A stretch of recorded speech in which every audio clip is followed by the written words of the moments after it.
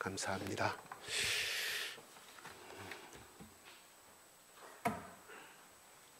예수 그리스도께서 헬라 사람들이 찾아온 사건 이후로 십자가를 말씀하십니다. 이전까지는 가끔 말씀하셨지만은 곧 인자가 고난을 받을 것이라고 말씀하시면서 이제 헬라인들이 찾아온 것을 시점으로 해서 모든 메시지를 십자가의 애원에 집중하시는 모습으로 바뀌어져 가는 것을 보게 됩니다. 그러면 왜 십자가가 그렇게 중요할까요? 어떤 의미로 예수 그리스도께서 십자가를 집중적으로 말씀하시는 것일까요? 십자가 사건은 하나님과 인간이 만나는 것이요, 하늘과 땅이 만나는 대변혁의 사건이기 때문입니다. 우리가 매일같이 말하고 찬양하고 기독교 상징으로 되어 있는 십자가는 원래 아름다운 것도 아니요, 찬양할 만한 것도 아니요, 또한 교회 지붕마다 강대상마다 내걸 만한 특별한 의미가 있는 것은 아니었습니다. 그 당시에는 적어도 십자가는 가장 수치스럽고 가장 창피하고 가장 더러움의 상징이, 저주의 상징이 십자가였습니다. 이 십자가의 처형이 언제부터 시작됐는가, 어느 나라 시작됐는가 여러 학자들 간에 말이 많습니다만은 고대 근동지방에서, 이란에서, 또한 이집트에서 시작됐을 것이라고 말합니다. 그게 로마에 통치했던 유대인의 처형 방법에도 도입이 됩니다. 그러나 유대인의 관점에서 보는 십자가의 처형은 바로 이스라엘 땅은 하나님이 주신 약속의 땅이요, 축복의 땅이기 때문에 저 이단의 괴수 예수는, 하나님 앞에 마땅히 처형받을 저 괴수는 이 땅 위에서 처형받을 자격도 없고, 왜냐하면 땅에서 죽으면 그로 인해서 약속의 땅이 더럽혀지기 때문에 바로 로마의 그 힘을 이용하여서 십자가를 통하여서 땅에서 죽지 못하고 땅 위에서 들림받아서 죽임을 선택하는 방법을 선택한 것이 바로 유대인들이었습니다. 그만큼 그들이 얼마나 예수를 증오했고 배척하였고 또한 받아들이지 아니하였고, 그들의 마음이 얼마나 지악으로 가득 차 있었기 때문에 그냥 돌로 쳐 죽이지 아니하고, 스데반은 돌로 쳐 죽임을 받았습니다마는 우리 예수 그리스도는, 스데반은 땅에서 죽었습니다마는, 땅을 짚고 죽었습니다마는 우리 예수 그리스도는 땅 자체에서도 땅을 두 발로 짚고 죽을 수 없는, 그것까지도, 그 권리만까지도 박탈당해버리고 바로 땅 위에서 들림, 십자가에서 들림을 받고 그 저주를 그들이 생각하는 저주의 방법으로 죽음을 맞이했던 것입니다. 지금이야 십자가로 목걸이도 하고 귀걸이도 하고 유명한 스타들이 반드시 조그만 십자가에 이런 모형을 하는 것을 참으로 많이 봅니다. 또한 집안의 장식품 사용도 하고 이런 아름다움으로, 상징으로, 또한 아름다운 멋으로 상징이 되어버린 오늘날 시대입니다. 그 당시에 얼마나 끔찍했던지 법으로도 이 십자가의 처형을 극도로 제한하여 왔고, 그것도 로마의 자국민들에게는 어떠한 죄이건 어떠한 강도이건 어디가 살인범이든 간에 십자가 처형은 금지해 왔던 것이 그 당시의 풍습이었습니다. 그래서 로마 식민지 사람들은 그 잔인함과 끔찍함을 직접 보고 들었기에 십자가라는 이름만 들어도 치를 떨며 두려워했다고 합니다. 빌라도의 법정에서 골고다 언덕까지는 그렇게 먼 거리는 아니라고 합니다. 그러나 예수님이 십자가를 지고 가시기는 너무 먼 거리였고 평탄한 길도 아니었거니와 더구나 골고다 언덕은 십자가를 메고 올라가기는 너무나 가파른 곳이라고 합니다. 그 무게가 약 250kg라는 그러한 학자들이 말을 합니다. 그 무게의 십자가를 지시고 밤새 철야 신문당하시고 째찍으로 맞으시고 피 흘리시고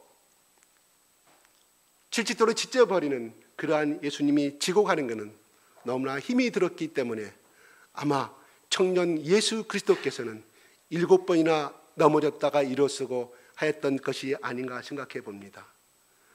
일어서고 또 쓰러지고 일어서고 또 넘어지는 이러한 삶을 골고다 언덕을까지 그 처형을 당해야 했었습니다.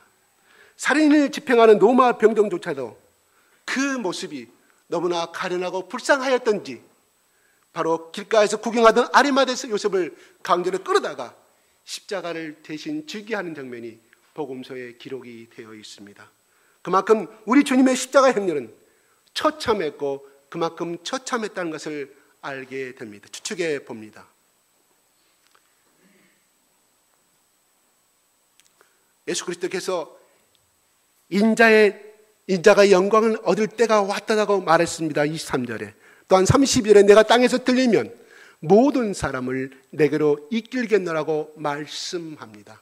이것은 예수 그리스도의 십자가의 죽음 위의 사건으로 바로 부활하신 후에 하늘로 올리셔서 예수 그리스도의 보혈의 십자가를 통하여서 모든 만민이 바로 구원을 받을 것이라는 것을 예언해 주고 있는 말씀입니다. 예수님이 걸어가신 그 길은 자국마다 피어 엎어질 때마다 십자가의 무게를 이기지 못하며 뼈가 이그러진 고통이었습니다. 오직 그뿐이 있겠습니까? 넘어지기라도 하면 로마의 군사의 손에 들려있는 그 9가닥의 가죽재죽이 사정없이 예수님의 등을 때리치고 또 때리고 하는 장면을 우리는 영화를 통해서 여러분 많이 보았을 줄로 압니다. 그 재찍이 한번 떨어질 때마다 때려질 때마다 살점이 하나씩 떨어져 나가고 피가 철철철 흘러 넘쳤다고 합니다. 제가 아무리 좋은 언어의 구사를 가지고 있다 할지라도 제가 어떻게 이 모습을 제가 보지 못하였는데 여러분들에게 설명할 수 있을까요? 그 상황을 어찌 다 묘사할 수 있을까요? 저는 그렇게 하지 못합니다. 그런데 이러한 처절한 과정을 가만히 생각해 보면 우리가 도저히 이해할 수 없는 것이 하나의 의문점이 생기게 된다는 사실입니다. 하나님이 인간을 사랑하신다는 것, 또한 예수님이 이 땅에 내려오신 것 참으로 감사한 일이고 좋은 일입니다. 그런데 문제는 하나님께서 인간을 구원하신 데 있어서 꼭 이러한 십자가가 필요했고 이러한 방법이 필요했느냐 하는 것입니다. 한 번도 여러분 그런 생각 해보신 적 없으십니까?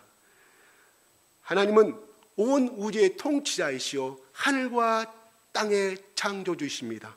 또한 주관자시고 섭리자시고 없는 것도 있으라면 있게 하시고 있는 것도 없으라면 없게 하시는 그런 능력을 가지신 그 하나님, 이렇게 하셔도 되고 저렇게 하셔도 되는데 그 누구도 이만큼 못하는 우리 창조물들이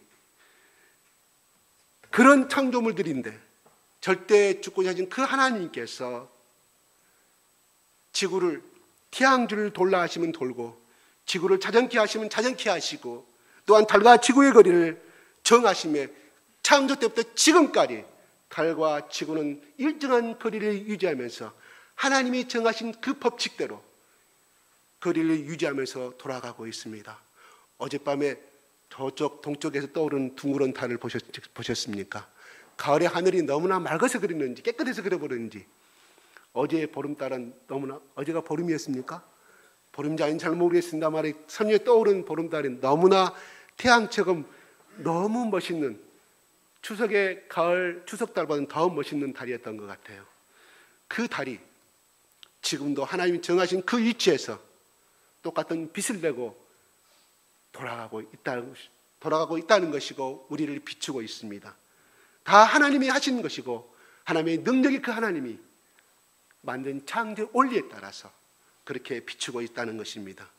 이런 하나님이 그렇게 하라 하셨으면 되지 누가 이의를 제기할 수 있겠습니까?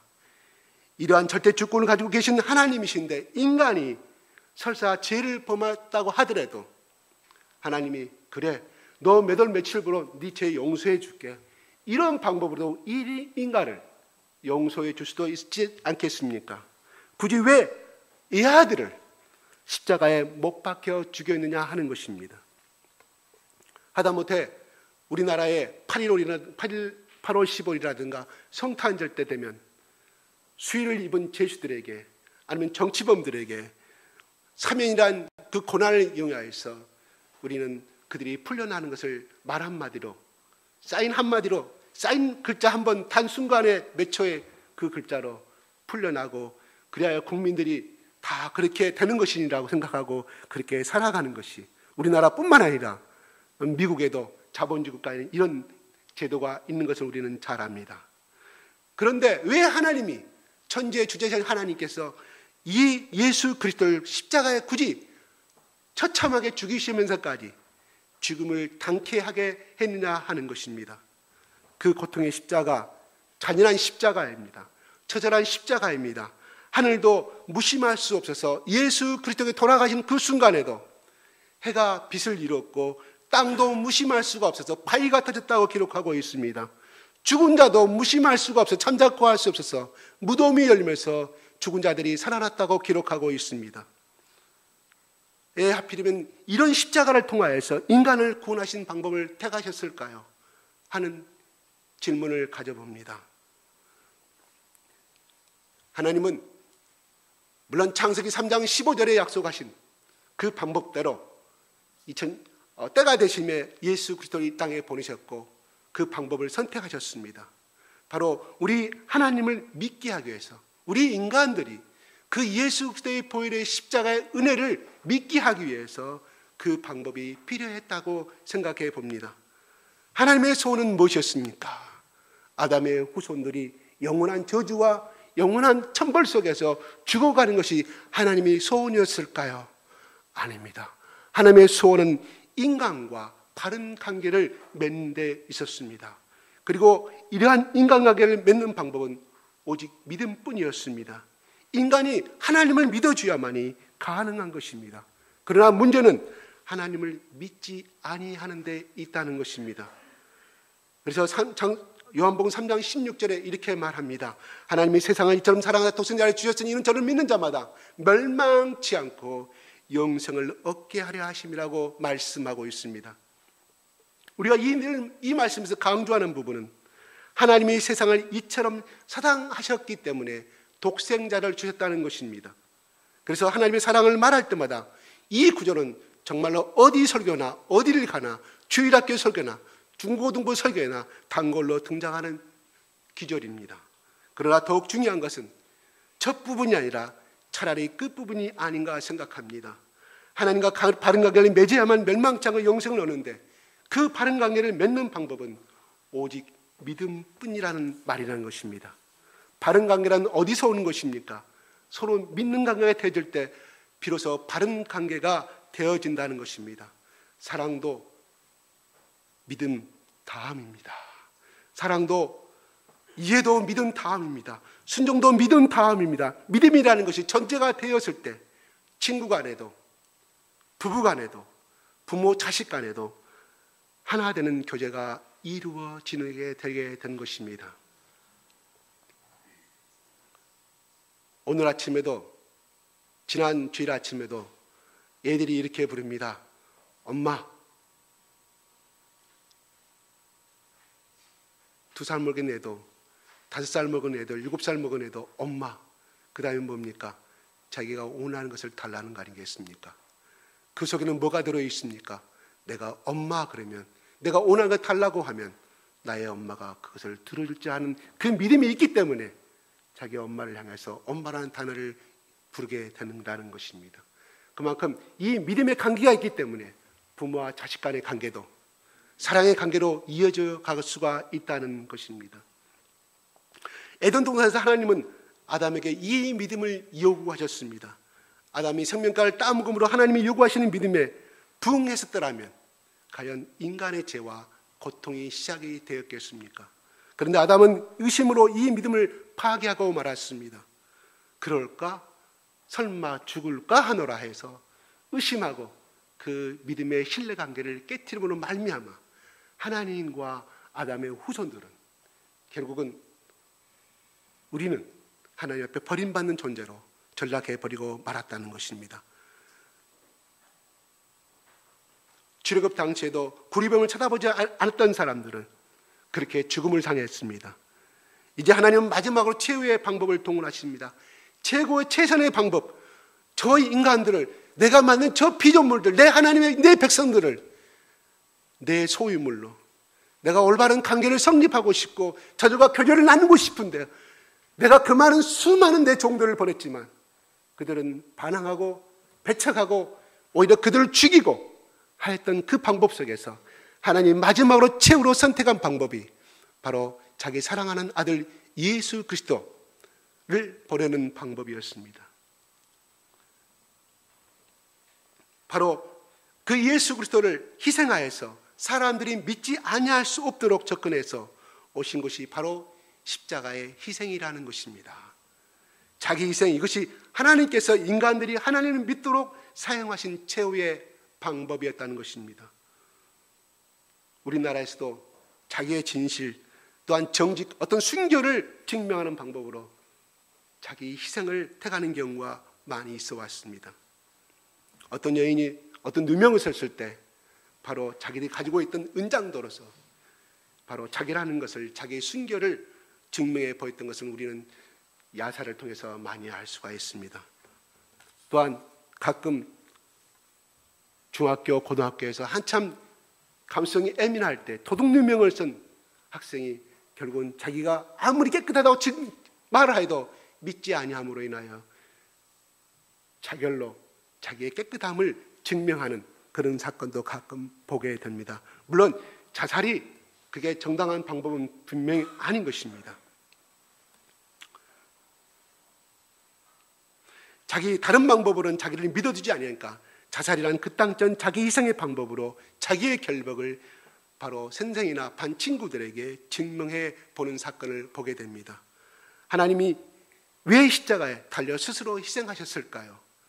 그것은 바로 내가 너희를 이처럼 사랑하노라는 사실을, 내가 주고 내 생명을 바치면서까지 내가 바칠 수 있을 만큼 너희를 사랑한다는 것을 자기 희생으로 증명하시기 위한 방법이었다는 것입니다. 저 십자가에서 하나님은 인간들이 이렇게 말씀합니다. 이만하면 내가 너희를 얼마나 사랑하는 줄 알겠지. 내가 너희를 이만큼 사랑하니 이제는 너희들이 나를 믿을 수 있겠니? 십자가의 의미는 이렇듯 자기 희생으로 인간들이 하나님을 믿어 바른 관계를 맺도록 하시기 위한 최후의 수단이요 마지막 사랑의 방법이었다는 것입니다.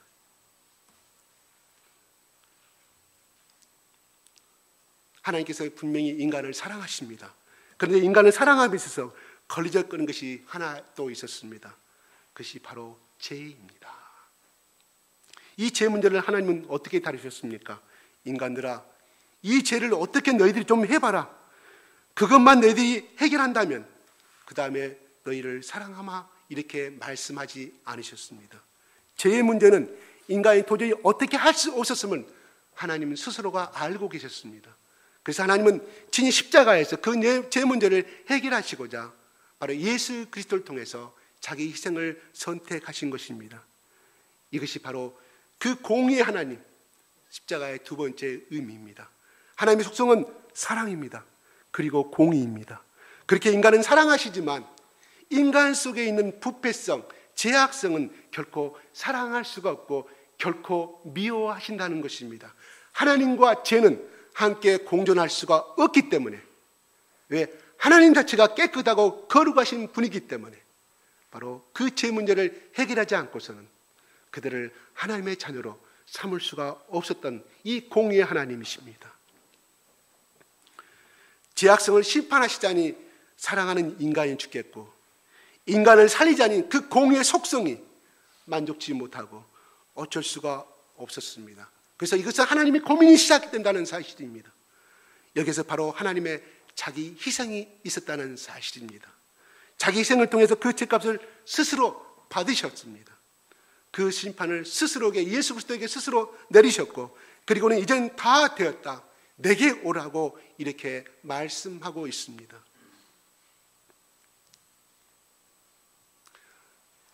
왜 하나님이 예수 그리스도를 통해서 십자가의 처형을 시켰을까요?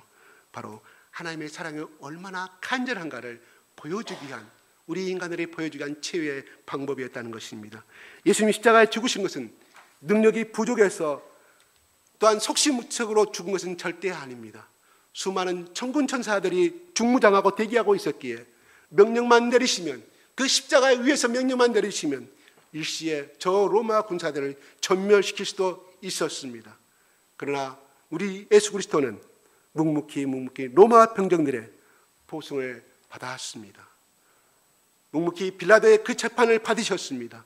묵묵히 뺨을 맞으셨습니다. 묵묵히 침뱉음을 당하셨습니다.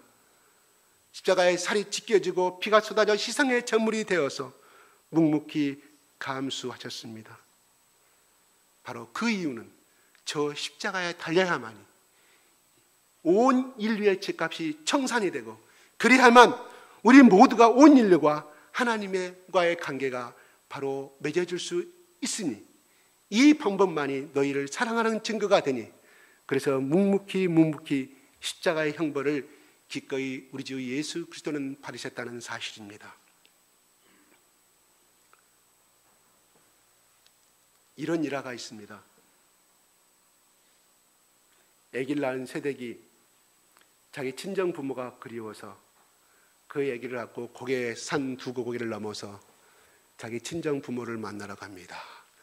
그래서 하루 종일 엄마의 사랑을 본받고, 사랑을 듬뿍 받고, 엄마 나를 낳을 때 어떻게 낳았어? 이번에 아기를 낳으면서 내가 엄마의 사랑을 많이 깨달아서 이렇게 고백을 하고, 겨울인데 해가 뉘어뉘어 지나갈 때 넘어가기 시작합니다. 친정 부모가 말립니다.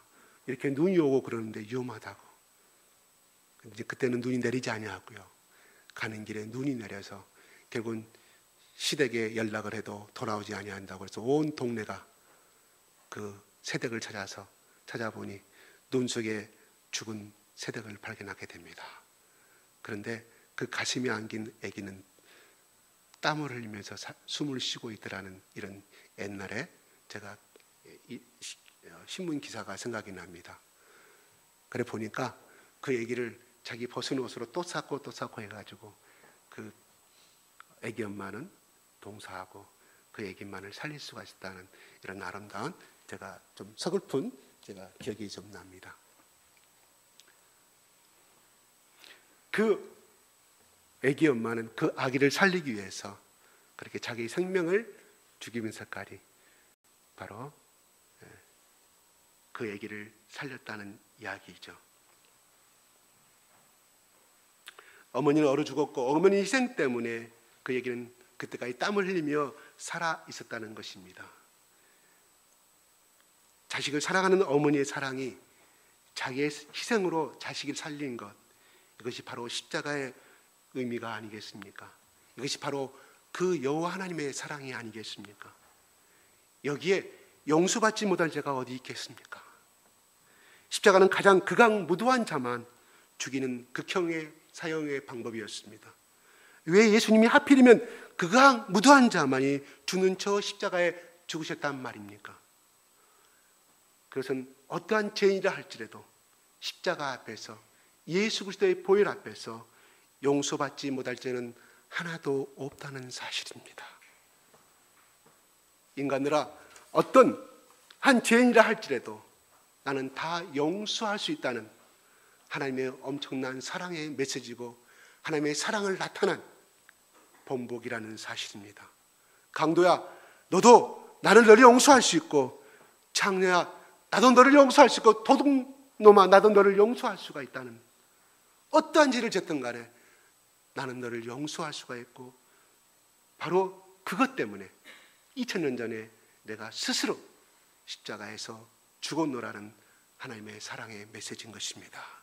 우리는 어떤 경우라도, 우리는 어떠한 죄를 범했다 할지라도 모두 용서받을 수 있는 하나님의 바운더리 안에 들어있는 사람들입니다.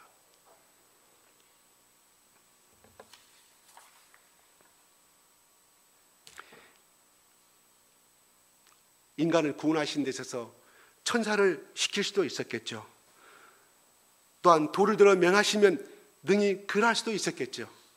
그런데 그리하지 아니하시고 이 땅에 직접 우리와 함께 하신 그 임마누엘 하나님의 그 사랑을 우리에게 직접 보여주셔야만이 인간의 그 사랑을 받아들일 수 있었기에 하나님이 그 방법을 선택하셨다는 것입니다. 하나님께서는 다른 구원의 방법도 있으려니만 사랑하는 자녀들이 죄로 인해 사경을 해먹어 있음을 보시고 바로 한나라 보좌에서 하나님 노릇만 할 수가 없었다는 사실입니다. 내 지극히 사랑하는 자들을 위해서 직접 내 아들 예수 그리스도를, 나의 분신인 예수 그리스도를 이 땅에 보내셔서 그저 섬기고 그냥 좋은 말만 남기고 좋은 유언을 남기고 좋은 기적을 남기고 좋은 기적을 통하여서도 이것도 구원이라고 하나님께 정하시면 구원입니다. 하나님 정하시면 그것이 법입니다. 그러나 하나님은 그 방법을 선택하지 아니하시고 가장 세상에서 저주받고 가장 손가락질받고 가장 짓밟힌 그 방법을, 십자가의 처해의 방법을 선택하셨습니다. 이것이 바로 하나님의 지극한 사랑의 표현이요, 그것이 십자가의 의미인 것입니다. 어떤 아버님이요, 출장을 서울에서 부산을 내려가게 됐는데요, 운전을 하러 가면서 자꾸 자기 고개가 한쪽으로 돌아가더라는 것입니다. 왜 돌아가는 거 생각해 봤더니 자기 딸이 그 지방 도시에 살고 있었기 때문이라는 사실을 발견하게 됩니다. 자꾸 사랑하는 딸이 보고 싶어서 자기도 모르게 시집간 딸이 그렇게 또 보고 하며 자기가 운전을 하고 갔다는 그런 고백을 들어본 적이 있습니다. 딸이 자기가 온 곳을 알 것도 없고 설사 안다 하더라도 그림자도 볼 것도 없겠지만 그 방향에 그 도시에 산다는 것 때문에 고개가 자꾸 창밖으로 돌아가더라는 것입니다. 부모의 사랑은 하나님의 사랑의 그림자라고 합니다. 부모의 심령이 이러할진데 하물며 하나님의 사랑이 어찌 그보다 더 크지 아니하겠습니까? 2000년 전에 예수 그리스도께서 내가 앞으로 5일 후면은 6월절에 죽을 그 상황을 하시고 예루살렘에 올라가시면서 그 길을 지금 걸어가시면서 마지막에 유언의 말씀들이 하고 있는 대목 중에 바로 내가 땅에서 들리는 모든 사람을 내게로 이끌겠노라고 말씀하시면서 28절에 아버지 이름을 영광스럽게 하옵소서 하시니 하나님께서 하늘에서 음성이 들립니다. 예수님이 이해는 그 내용을 알지 못합니다. 천둥 같은 소리가 났다고 하고 천사가 말씀을 하였다고 말합니다. 내가 그를 이미 영광스럽게 했고 내가 영광을 받을 것이라고 말합니다. 이것은 예수 그리스도가 그동안 복음 사역을 담당하시면서 또한 이적을 담당하시고 모든 가난한 자들과 모든 병자들과 모든 죄인들과 지구가 되어주시고 하나님의 사랑을 전파한 그 사역으로 말미암아 바로 이미 나 여호와 하나님은 영광을 받았다고 고백하고 있습니다. 그러면서 이 내용을 알지 못하고 무슨 천둥 같은 소리가 들리느냐고 놀라는 그 제자들에게 이 음성은 나를 위한 음성이 아니라 너희를 위한 음성이라고 예수님이 말씀합니다. 이 말은 무슨 뜻일까요? 바로 내가 하나님의 아들이며 하나님의 아들 예수 그리스도가 십자가에 죽으심으로 말미암아 너희들이 하나님의 사랑으로 예수 그리스도의 용서를, 예수 그리스도의 죄를, 예수 그리스도를 믿음으로 말미암아 너희들의 모든 죄가 용서함을 받고 이 세상의 삶이 저주스러운 삶이었고 지금까지 슬픔의 삶이었고 비극의 삶이었지만 내가 십자가 사건 이후로 나를 믿음으로 말미암아 너희들이 아브라함의 복 그것이 중요한 것이 아니라 바로 예수 그리스도의 복의 근원을 너희들이 이어받게 될 것이며 이 세상의 삶에서도 더 이상 저주받은 인생이 아니요 비극적인 인생이 아니요 슬픔의 인생이 아니요 소망이 있는 인생, 가치 있는 인생, 귀하게 여기는 있는 인생으로서 너희들이 쓰임을 받다가 하나님께서 너희들을 하나님의 자녀로 너희들을 안아주실 것이라는 그 음성으로 말씀하고 있다는 사실입니다. 기도하겠습니다.